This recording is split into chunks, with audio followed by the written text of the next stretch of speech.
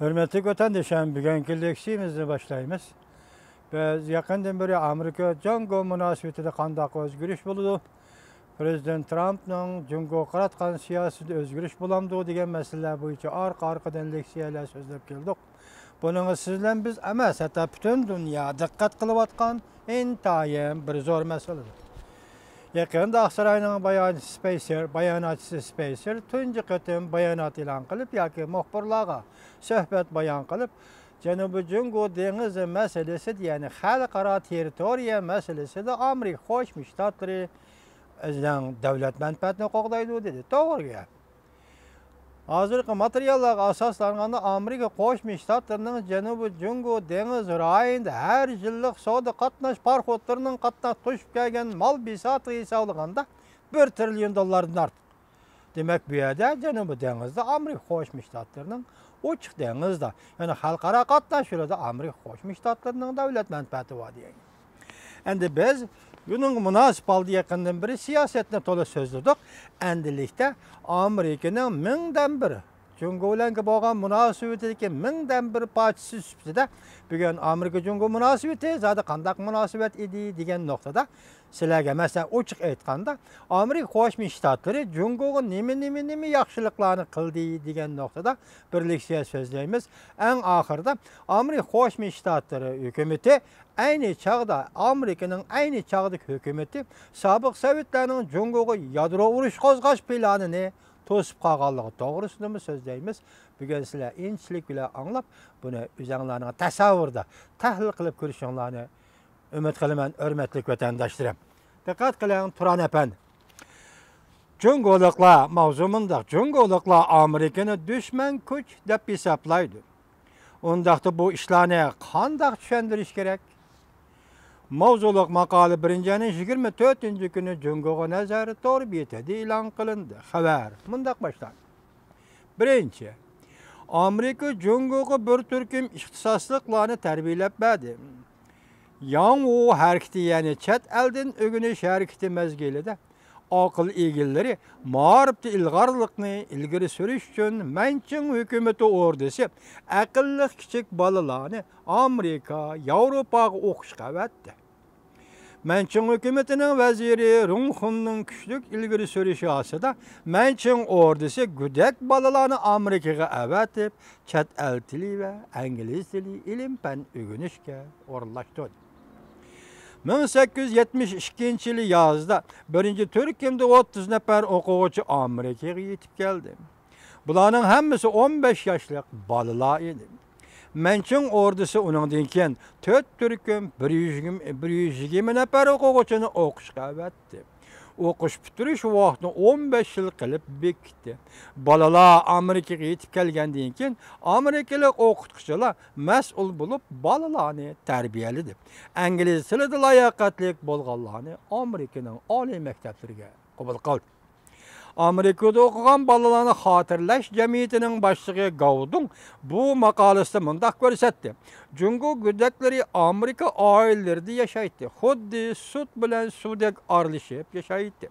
1120 nafar kishini tarbiyalashdan boshlab Amerika Jungoga ko'plagan ixtisosliklarni tarbiyalab berdi. Beiyang Universitetining müdiri Say Chauchi Mingoning dastlabki yillarida, ya'ni Kuomintangning dastlabki yillarida davlat mahkamasiga vazir bo'lgan Tang Jiaoyi qatorliqlar Amerikada o'qib kelganlar edi. Keyin joyil amaldorlarning to'sqinligi, buzg'unchiligi tufayli Manchun hukumati 1881-yili 9-oyda buyruq tushirib, barliq o'quvchilarni chet eldan qaytarib keldi. Faqat 2 nafar kishilar o'qish bitiradi. İkinci, chet elda o'qigan o'quvchilar va Tsinghua universiteti 1900-yili qo'zg'algan Yixotvan harakati davrida shimolda, ya'ni sharq shimolda bir qancha o'lkada chet ellikni qatl qilish zo'ravonligi ko'tarilib, javoban 11 davlat birlashib Beyjingni egalladi. Ba'zi tarix materiallar 8 davlatning Jungoga hujum qilishi deyildi. Bugun bu yerda 11 davlat deyildi. Shinchu shartnomasi imzolanganda Amerika boshqa davlatlarning Jungoni parchalash qasdini chekladi. Hamda Jungo to'laydigan urush chiqimini ozaytishni tashabbus qildi. Şartnamaga asasan Menjin hökümet ordusu her qaysı dövletlerge uruş çıkımı hesabıda 4 milyon 500 min ser kümüş töleşi gerek idi. 3002 ser kümüş şu çağda dollar hesabıda 2 milyon 400 min dollarga baraber keletdi. 1904 yılı Amerika Qoşma Ştatlarının Dövlet Məhkemesi Mençin dövletini turuşluq baş elçisi arqalıq Mençin hükümetiga mundaq uturuş qıldı. Amerikaga berilgan uruş chiqimi köp bo'lib ketibdi. Ortiqini qaytaramiz. Shundaq mı davlat varmı dünyada o'ylab baqinglar.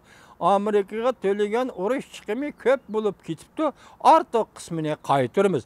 Lekin qaytarilgan ortiq pulni Jungo amaldorlarining xajlishiga topshirib bermaymiz. Faqat Jungoning ma'arifiga beramiz. deb uturuş qildi edi. 1908 yılı 1 ayda Amerika Devlet Meclisi Prezidenti Roosevelt'nin taklifini tasdiqlab, to'lam pulining ortiq qismini 1 milyon 300 min dollarga qisqartib, Jungoga qaytarib berdi. Mençin hökumeti Tashqi ishlar ministrligi buningga tashakkurnoma yo'lladi. Bu pulni chet elga o'qish chiqadigan o'quvchilarga ishlatamiz dedi.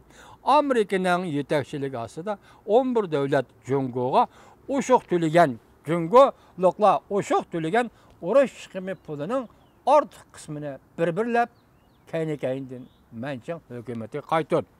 1909 yıldan başlap Mençin hökumeti muşa qaytarılgan pul bilen chet elde o'qigan o'quvchilarga yordam qildi.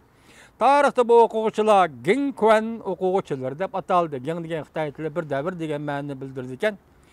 Xushi, Zhouyanren, Lankejin, Metaychi qatorliqda dalmush pul bilan o'qigan o'quvchilar edi.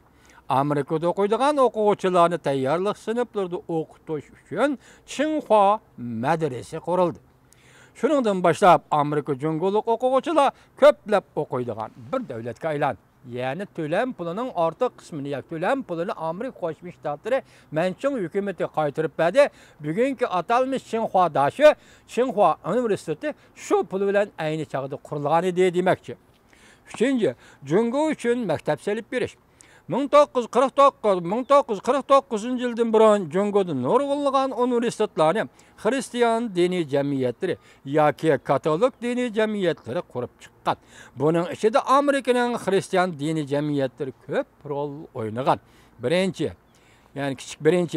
Yancheng Universiteti Amerika Angliya Hristiyan dini jamiyatları Beijing'da qurilgan Stuart Litton maktab mudiri bo'lgan. Keyin Harvard Universiteti bilan birlashib Harvard Yancheng o'quvchilar uyushmasi qurilib, dunyoga dang chiqargan maktab edi. Davomini anglaysizlar vatandoshlar.